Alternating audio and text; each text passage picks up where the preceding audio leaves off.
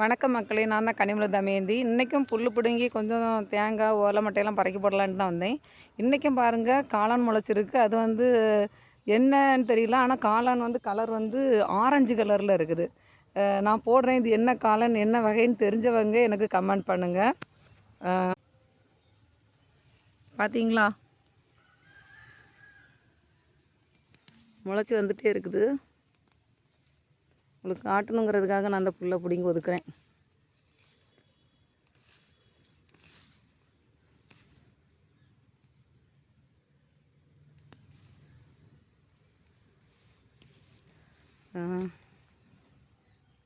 பாருங்கள் மக்களே, இது எப்படி ஆரஞ்சு கலரில் இருக்குது. இப்போ வெயில் அடிக்கிறதுனால உங்களுக்கு அந்த கலர் தெரியல.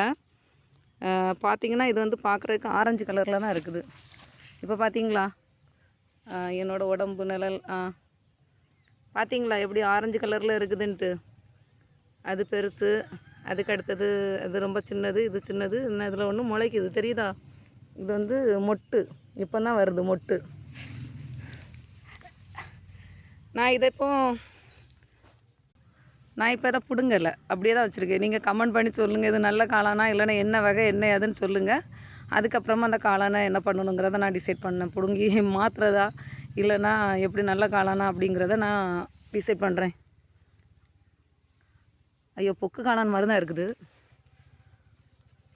ஒன்று பிடுங்கிட்டேன், நல்ல காளான் மாதிரி தெரியல, காளான் மாதிரி தான் இருக்குது. பார்த்தீங்களா அவுட் சைடு எப்படி இருக்குன்ட்டு, உள்ள இப்படி தான் இருக்குது. நல்ல ஆரஞ்சு கலரில் இருக்குது.